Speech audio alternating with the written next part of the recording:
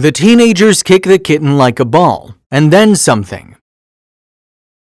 A small gray kitten was born and lived on the street. Mom looked for food for him. He frolicked with similar street kittens, still not understanding anything. At that time, the kitten lost its mother and got lost. Apparently, while playing, he ran too far and now did not know how to return. He wandered along familiar streets but still could not understand where to go. And in the evening, feeling hungry, he went to the local landfill to find something to eat. He was accustomed to a lack of food, warmth, and increased danger in the form of dogs, cars, and especially people. That cold evening, a group of teenagers walked past the local landfill. The guys heard plaintive squeaks and found their source. The kitten thought that they would help him, but it was a mistake. He had to run, but it was too late. The tipsy teenagers took the kitten by the scruff of the neck. He didn't evoke pity in them. They decided to play with him, but for the baby it was torture. They began to throw the crying kitten to each other. It hit the guys painfully and fell to the ground. They filmed everything on their phones and laughed loudly. When he stopped squeaking, already losing consciousness, they threw the poor fellow into a box of waste. After the pain he experienced, the baby no longer felt his body. He lay there for several hours and lost consciousness. The next morning, luck smiled at him. A girl was walking past. She was specifically looking for kittens, apparently some kind of volunteer, and came across the gray disfigured lump. Who knew what awaited him ahead? A friendly woman took him home. She treated the poor little thing. He quickly recovered and began to get used to the love and care of his mistress. As soon as the cat recovered, the unimaginable began, and it became clear this was not a nice lady at all. The girl put him in a cage and didn't give him food or water for days. This was just the beginning. The kitten naturally squeaked and cried, starving and dying of dehydration, sitting in his unclean cage, which began to eat away at the pads on his paws. She liked the way the kitten squeaked, and she began to record these sounds on the microphone and play them slowly. She began to miss the monotonous squeaks, and to make the kitten squeak differently, she began to literally torture him. After imprisonment, there was a washing machine where the baby was repeatedly spun as if in a centrifuge. Then they grabbed him and threw him anywhere just for fun. The last thing she thought of was to cut the already silent kitten. Most often, she injured her hind legs. The kitten couldn't escape and simply screamed furiously. The neighbors couldn't help but react. They came to her to find out what was happening. At this time, the kitten was simply lying in another room and could not even squeak anything. The neighbors decided the kitten had already been taken and calmed down.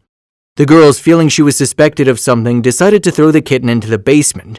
No one would hear or find him there. She threw the already unconscious baby into a box and threw it into the basement.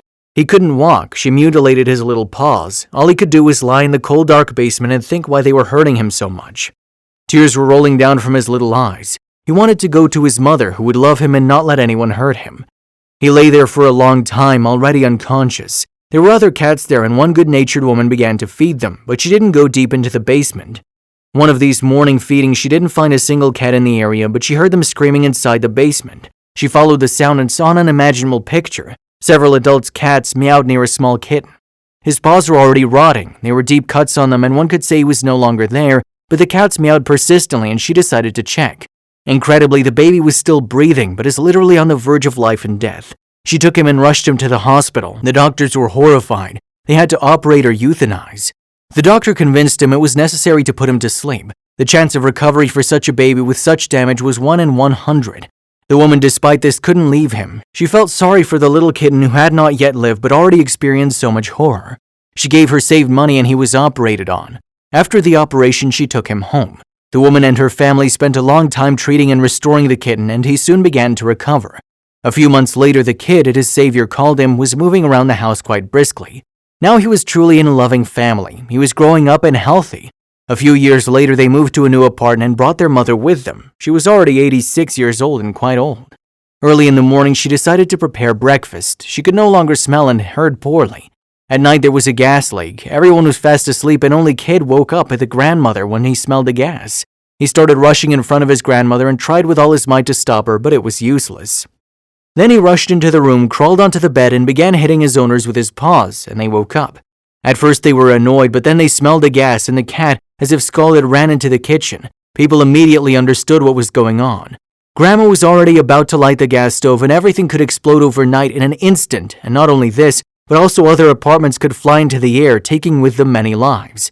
The cat grabbed the grandmother's leg, and the children were able to stop her in time. The baby calmed down and went to rest on the old woman's lap. The rooms were ventilated and the gas service was called. So the cat, whom they saved from certain death, now returned the favor and saved their lives as well.